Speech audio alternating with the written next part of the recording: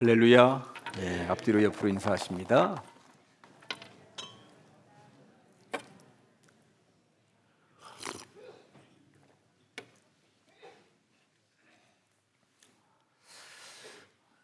벌써 2월이 되었습니다. 2월 1일 복되게 2월 한 달 첫날을 주님 앞에 예배로 시작하는 여러분들에게 하늘의 은혜가 그리고 주님 주시는 행복이 가득하기를 주님의 이름으로 간절히 축원합니다. 오늘은 아나니아라고 하는 제목으로 하나님의 말씀을 전하도록 하시겠습니다.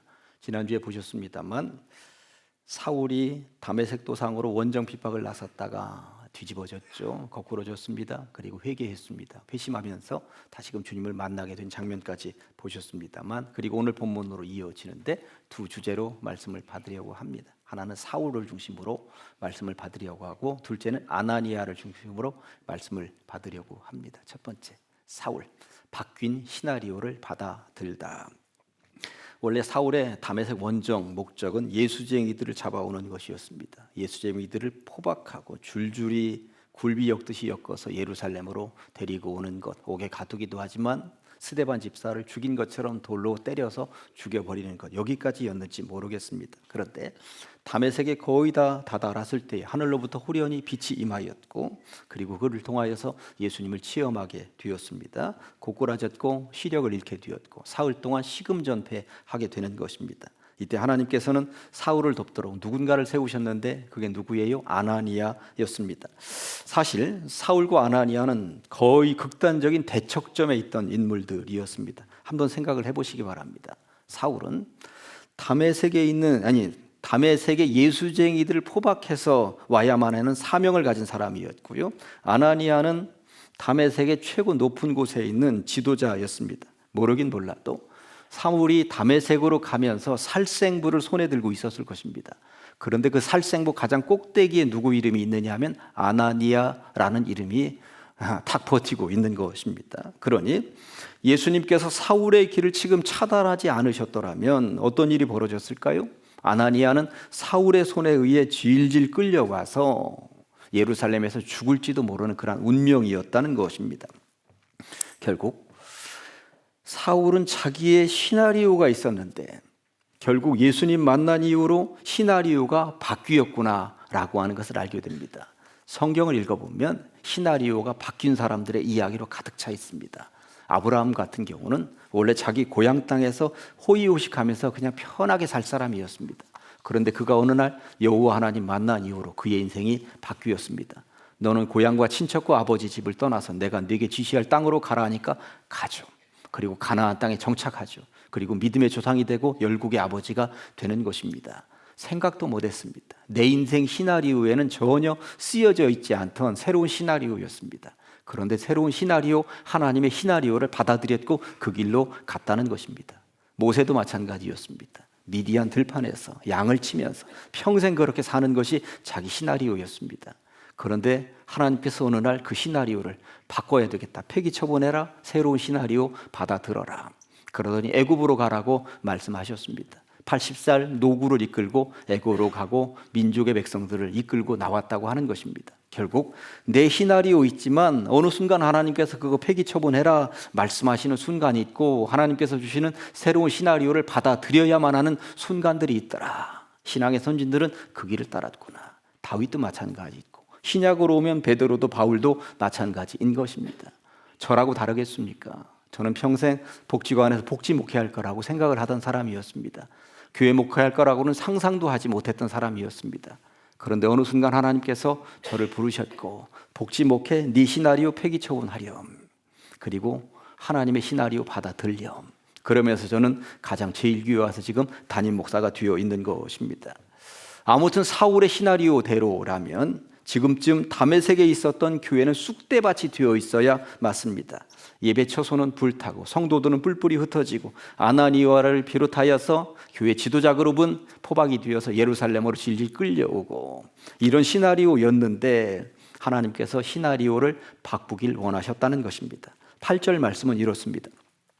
사울이 땅에서 일어나 눈을 떴으나 아무것도 보지 못하고 사람의 손에 끌려 다메섹으로 들어가서 말을 타고 진두지휘하면서 칼을 휘두르면서 다메섹으로 들어갔어야 되는데 전혀 그러지를 못하고 사람의 도움이 없이는 한 발짝도 발을 뗄 수 없는 그런 존재가 되어서 사람의 손에 이끌려서 다메섹으로 들어갔다고 말씀하고 있는 것입니다.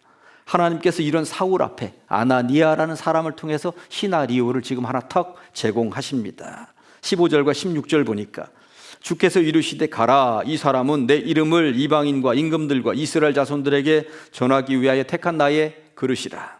그가 내 이름을 위하여 얼마나 고난을 받아야 할 것을 내가 그에게 보이리라 말씀하고 계신 것입니다. 내가 택했다는 것입니다. 이제까지는 지 맘대로 살았는지 몰라도 이제는 내 맘대로 살아야 되겠다고 주님이 말씀하고 계신 것입니다. 내가 택한 그릇이니 이방인들을 전도하고 그리고 많은 사람들을 선한 대로 주님께로 이끌고 안내해야 되는 거, 이게 사울에게 내리는 내 시나리오다. 그런 말씀을 하고 계셨다는 것입니다. 이게 기독교죠. 기독교는 내 맘대로 살지 못합니다. 살다가 보니까 정말 내 맘대로 안 되는 게 많이 있습니다. 그런데 결국 지나놓고 보니 누구 마음대로 되어 있을까요? 하나님 마음대로 되어 있구나. 하나님 마음대로 되어 있구나. 이전을 지어가는 것도 마찬가지입니다. 우리들의 처음 계획은 그냥 교육관만 하나 짓는 거였습니다. 그런데 거기에 멈추지 않으셨습니다. 하나님의 계획은 더 크고 놀라운 것이었구나 하는 것을 깨닫게 되는 것입니다. 주님은 이렇게 큰 교회를 우리에게 선물처럼 주셨다라고 하는 것입니다. 사랑하는 가장제일교회 성도 여러분, 여러분들 인생 살아보니까 내 시나리오가 있죠. 내가 죽을 때까지 내가 걸어가기를 원하는 시나리오가 있을 것입니다. 그런데 더 크고 놀라우신 하나님의 계획, 하나님의 시나리오가 있는 줄로 믿습니다.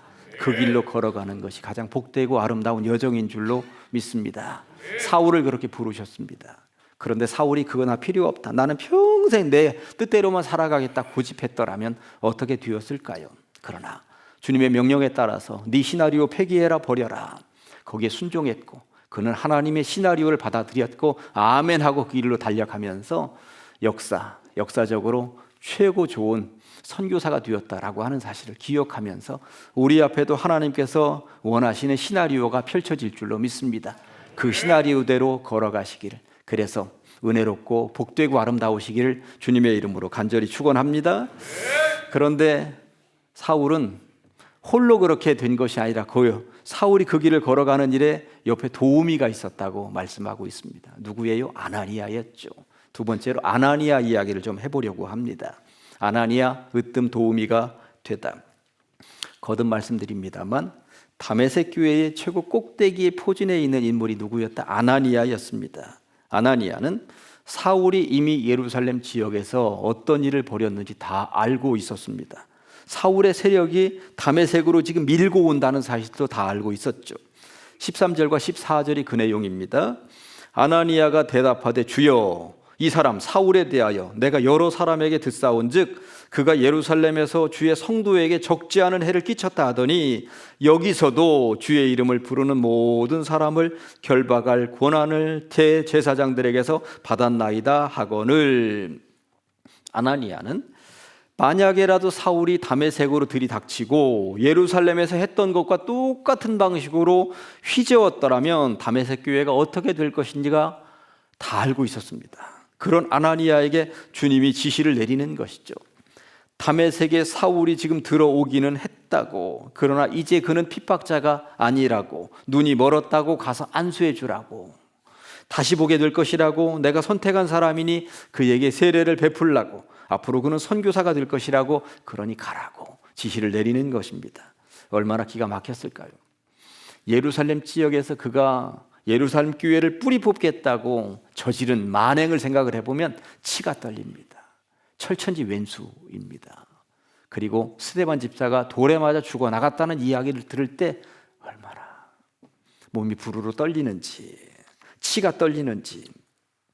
더군다나 그런 생각을 가지고 다메섹으로 들이닥쳤더라면 내가 어떻게 되었을 것인가. 그런데 가라는 거예요. 그를 만나라는 것입니다. 누가 가고 싶겠습니까? 여러분들 갈 수 있겠습니까? 그런데 아나니아는 갑니다. 왼수 같은 사울이요, 완전히 회심을 했는지, 이게 100% 회심을 했는지 믿어지지 않음에도 불구하고 가죠. 가서 17절 보니까 아나니아가 떠나 그 집에 들어가서 그에게, 사울에게 안수하여 이르되 형제 사울아. 저는 이 본문을 읽으면서 5글자, 형제 사울아, 이 말씀을 한참 보면서 묵상해 보았습니다. 어떤 관계라고 그랬죠? 사울과 아나니아는 철천지 왼수. 한 사람은 예수쟁이들 뿌리 뽑겠다고 나선 사람이고, 한 사람은 그런 와중에 어떻게든 교회를 지켜야 되겠다고. 사실 아나니아를 묵상해 보면 이 양반이 참 대단한 것이, 사울의 세력이 군사들을 이끌고 온다고 그러면 지금 다메섹 버리고 떠났어야지. 근데 안 떠난 거야 지금. 그저 여기 다메섹 길을 지키고 있는 거예요. 지금 다메섹에 올라오던 사울이 사흘 전에 예수님 만나고 눈이 멀었는데도 지금 다메섹에 있는 거야. 이미 사흘 전에 들이닥쳤어야 되는데 그런 와중에도 여기 있는 거야. 이게 그냥 지나가면서 읽을 내용이 아닙니다. 대단한 사람이구나. 정말 대단한 지도자이구나. 그런 지도자들이 초대교회에 있었구나. 그래서 교회가 살아남은 것이구나. 떠나지 않았다고 하는 것. 끝까지 교회를 지키겠다고 애쓰고 노력하면서 그 짐승만 또 못한 핍박자들이 온다는데도 교회를 지켰다는 것 아닙니까? 그러면서 사울에게 가라 하니까 왼수 같은 놈에게 가서 형제 사울아 라고 부르고 있다는 것입니다. 여러분들, 부부가 밤새 싸웠다고 생각을 한번 해보십시다. 혹여라도 어젯밤에 티격태격 가다가 아직도 화해 못하고 오신 분이 계실런지 모르겠습니다. 그렇다면 아침에 일어났는데 여보소리 하기가 쉬워요? 어려워요? 쉽지 않거든요. 그 여보소리 한마디도 쉽지 않습니다. 정말 쉽지 않습니다. 그런데 철천지변소, 교회를 완전히 뿌리 뽑고 스데반을 향하여 돌을 집어던지고 여기 다메섹을 초토화시키겠다고 온 그 사람을 향해서 형제 사울아, 쉬운 일일까요? 이거 정말 쉬운 일이 아닙니다. 정말 쉬운 일이 아닙니다. 그런데 아나니아가 그를 향하여서 형제 사울아 라고 부르고 있다는 사실입니다. 이 소리를 들으면서 사울은 무슨 생각이 들었을까? 지금 나에게 형제 사울아 라고 부르고 있는 저 사람 아나니아는 내가 여기 들이닥치면서 살생부를 들고 올 때 가장 꼭대기에 아나니아라고 하는 이름이 있다는 사실을 모르지 않을 텐데, 이미 사흘 전에 내 손에 죽었을지도 모르는 사람인데 내가 자기를 죽이러 온 핍박자라는 사실을 모르지 않을 텐데 어떻게 나를 형제라고 부르지? 사울의 머릿속은 복잡해졌을 것이 분명합니다. 그러면서 이런 생각이 들었겠지요. 이게 기독교구나. 저런 사람들이 믿는 종교가 기독교구나. 저 사람이 믿는 예수의 사랑이 이런 것이구나 하면서 마음이 점점 더 열리지 않았겠는가 하는 생각이 드는 것입니다. 물론 사울이 회심한 것은 다메섹으로 올라오다가 빛으로 임하시는 예수님 보게 되었고 예수님의 음성 듣게 되었고 그것이었지만, 그가 회심하도록 돕는 도우미들이 있었다라고 하는 것은 저는 분명해 보입니다. 두 사람이었죠. 하나는 스데반이었습니다. 사도행전 7장을 읽어보면 스데반 집사를 향하여 돌을 집어던지는 장면이 나옵니다. 보통 우리들 같으면 그만 던져라, 나 좀 살려주세요, 내가 그 종교 버리겠습니다, 그럴지도 모르겠습니다만, 스데반은 날아오는 돌을 향하여, 그리고 그 돌을 던지는 사람들을 향하여 뭐라고 그랬습니까? 하나님, 저들을 용서하여 주시옵소서. 그 장면을 사울이 똑똑히 봤거든요. 보면서 이건 뭐지? 자기를 향하여 돌을 던지는 사람들을 용서해 달라니 이게 어떻게 가능하지? 하면서 화들짝 놀랐던 것이 분명합니다. 그러면서 여기까지 왔는데 아나니아의 지금 행동거지를 보면서, 아니 이 사람들은 도대체 어떤 사람들이야? 돌을 집어던지는 사람을 용서해 달라고 하지를 않나? 자기를 죽이겠다고 살생부 명단의 꼭대기에다 올려놓고 여기까지 왔는데 그런 사람을 향하여 형제라고 부르지를 않나? 도대체 이 종교는 뭐지? 이 사람들은 도대체 뭐하는 사람들이지? 이런 생각이 들도록 했다라고 하는 것입니다. 작년에 제가 설교하면서 이어령 박사에 대한 설교를 한 적이 있습니다. 이어령, 이 나라 대한민국의 최고 지식인이었습니다. 그런 지식인, 평소 모든 삶을 지식으로 풀어나가다 보니까 신앙이 들어가지 않죠. 그의 딸 이 미나는 신앙이 아주 좋았습니다. 평생 소원이 있다면 아버지 이 어령 구원시키는 것. 어느 날 딸 이 미나가 하와이에 살고 있다가 눈이 멀지도 모른다라고 하는 소식을 듣고 이 어령 찾아가죠. 그런데 찾아가서 보니까 한 달 이내에 시력을 잃어버릴지도 모른다는 그 딸이 그 눈으로 성경책을 읽고 악보를 보면서 찬송을 부르고 있는 거예요. 너 미쳤구나. 너 미쳤구나. 주일이어서 아버지 오늘 교회 가요. 시력을 잃어버릴지도 모른다는 딸이 교회 가자니까 그래 따라 나섰습니다. 원주민들이 모여있는 창고 같은 곳에 허름한 반주 악기 하나 놓고 부르는데 너무 허름해. 그런데 허름한 사람들이 얼굴에는 웃음이 가득 차가지고 찬양을 하는데, 그러다가 누군가가 몸이 아프답니다. 우리 함께 기도하십시다 하는 그 장면을 보면서 아니 자기들 스스로 자기들 하나도 제대로 추스리지 못할 것 같은 사람들이 무엇도 누구를 돕는다고 누구를 위해서 기도를 한단 말이야. 그거 보면서 저 사람들은 도대체 어떤 사람들이지, 저 사람들의 정신은 도대체 어떤 마음이지 보면서 마음에 울림이 있었다라고 하는 것입니다. 그러고 보니 누군가의 회심에는 옆에서 도우미들이 있구나 하는 것을 알게 됩니다. 아무튼 이어령 박사는 그러저러한 과정을 거쳐서 딸 이미나 그리고 원주민들이 예배드리는 그 모습을 보면서 나와 다른 세상이 있구나, 저들이 믿는 하나님 나도 한번 믿어봐야 되겠구나 하고 교회 나가기 시작을 했고 세례를 받았다는 것 아닙니까? 그가 세례를 받을 때 얼마나 많은 기자들이 달려들었겠어요. 이 나라의 최고 지성이 기독교를 받아들이고 세례를 받는다 하니 기자들이 물었습니다. 어쩐 세례입니까? 그런 기자들에게 이어령 박사가 남겼다는 이야기는 이렇습니다. 과학은 설명할 수 있는 것을 설명하고, 예술은 설명할 수 없는 것을 설명하고, 종교는 설명해서는 안 되는 것을 설명한다. 그런 의미에서 신앙은 말로 표현할 수 있는 영역이 아니다. 신앙은 다만 체험일 뿐이다. 나는 체험했다. 내가 말한다고 당신들이 알아듣겠어요? 체험이다. 신앙은 체험일 뿐이다. 종교는 설명해서는 안 되는 것을 설명하는 영역이라고 이야기를 하고 있는 것입니다. 솔직히 말해서 우리가 신앙을 가지고 있습니다만 하나님의 무한광대하심에 대해서 100만 분의 1이라도 1000만 분의 1이라도 다 설명할 수 있을까요? 안 되죠. 하나님의 무한광대하심에 대해서 다 설명한다라고 하는 것은 멸치 한 마리가 배낭을 메고 지구 땅덩어리에 있는 모든 바다를 다 돌아다닌 이후에 바다를 내가 설명하겠다 얘기하는 것과 똑같은 것이다. 어느 신학자가 그런 이야기를 남겼습니다.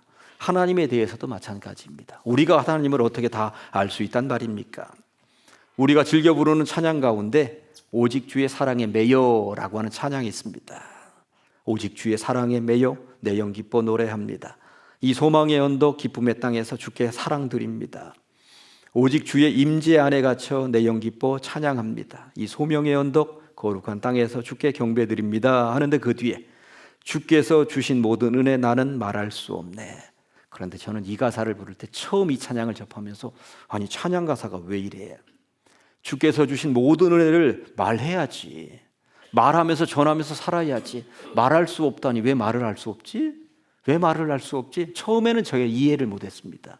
그런데 우리가 신앙을 체험하고 보니 우리가 말한다 해서 어떻게 무한강대하신 하나님의 사랑과 은혜를 다 말할 수가 있단 말인가? 내 입으로 다 말할 수 없다는 거야. 입으로 조금 내뱉으면 그것은 100만 분의 1, 1000만 분의 1도 안 되는 거야. 그러니 나는 다 말할 수 없습니다. 그러니 당신도 체험하십시오. 체험해야 합니다. 그건 내가 말한다고 해서 당신이 알 수 있는 영역이 아닙니다. 체험해야 알 수 있는 영역입니다. 아무쪼록 오늘 오셨는데 제가 오늘 설교 시간에 이것저것 다 얘기한다고 해서 다 설명할 수 있겠습니까? 다 설명도 안 되고 다 알아들을 수도 없습니다. 부디 비옵기는 체험하고 가시기를 간절히 축원합니다. 아무튼 사울은 스데반 집사와 아나니아를 통해 말로 표현할 수 없는 무한광대하신 하나님의 뜻을 깨닫게 됩니다. 그리고 기독교 역사에 한 획을 긋는 인물이 되었다고 하는 것입니다. 그러면서 한번 생각을 해보십시다. 내가 예수 믿게 된 뒤에 물론 성령 하나님께서 이 마음을 움직여 주셨기 때문에 가능한 영역이었죠. 그런데 내 곁에도 아나니아 같은 누군가가 있었죠. 모태신앙이었다면 부모님이 아나니아 같은 역할을 해주었기 때문에 아니면 친구들이나 이웃들이 아나니아 같은 역할을 해주었기 때문에 우리가 예수 믿는 일에 쉽게 이렇게 올 수 있었던 것 아니겠는가 하는 생각이 듭니다. 그런 이들을 생각해 볼 때 얼마나 고마운 일입니까?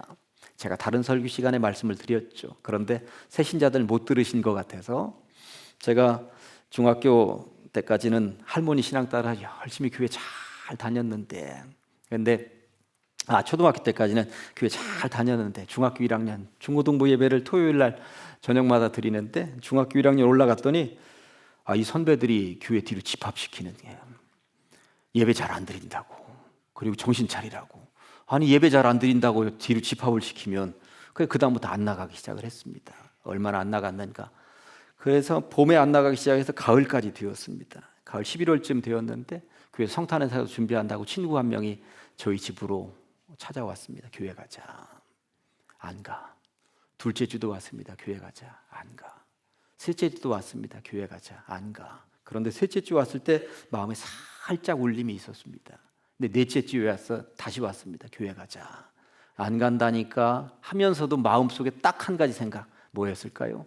너 한 주만 더 오면 내 다음 주에 교회 간다 였습니다. 한 주만 더 오면. 4주까지 와서 실패하고 갔는데 그 친구가 5째 주에 왔을까요? 안 왔을까요? 그 친구가 5째 주에 안 왔으면 저 여기 없었을지도 모릅니다. 근데 그 친구는 5번째 주에도 왔습니다.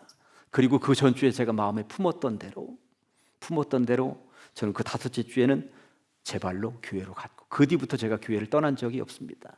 그러고 보니 그 친구는 저의 아나니아입니다. 그 친구가 없었더라면 오늘의 내가 어떻게 되었겠는가. 여러분들도 상상해 보시기 바랍니다. 생각해 보시기 바랍니다. 누군가가 있었죠. 명절 때마다 시골 내려가서 친구들 만나고 그러면 그 친구가 친구들 앞에서 꼭 하는 이야기가 하나 있습니다. 내가 저 친구 목사 만들었잖아. 아니 나는 하나님이 만드는 목사인데 지가 만들었다는 거야. 지가 만들었다는 거야. 그런데 천국 가면 그런 자랑 하나 정도는 해야 되지 않겠습니까? 주님, 제가 저 친구 전도해서 목사가 되었습니다. 주님, 제가 저 친구 전도해서 장로가 되고 권사가 되었습니다. 이런 자랑거리 하나씩은 가지고 가야 되지 않겠느냐라고 하는 것입니다.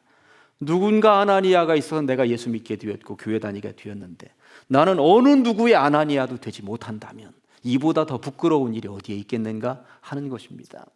4월 말에 전도 축제 하겠다고 일단 표방했습니다. 올해는 나도 한번 전도해보고 나도 누군가의 아나니아가 되어서 통로 역할을 할 수 있다면, 그리고 그를 이끌고 안내하는 그런 소중한 인물이 될 수 있다면 얼마나 좋을까요? 하나님께서 사울의 시나리오를 바꿔주셨습니다. 우리에게도 하나님께서 원하시는 시나리오가 있는 줄로 믿습니다. 그 길로 걸어가시기를, 그리고 부디 비옵기는 누군가의 아나니아가 될 수 있으시기를 주님의 이름으로 간절히 축원합니다. 기도하십니다. 하나님 아버지 감사합니다. 사울같이 우리를 선택하여 주시니 감사합니다. 하나님 나라를 위하여 우리를 도구로 사용하여 주시옵소서. 미래의 사울을 위해 우리를 스데반이나 아나니아처럼 선택하여 주시니 감사합니다. 어떤 상황과 처지에서도 우리가 주님으로부터 쓰임받기 위해 선택받은 주의 백성들이라는 사실을 놓치지 않게 하시고 우리를 사용하여 주시옵소서. 예수님의 이름으로 기도합니다. 아멘.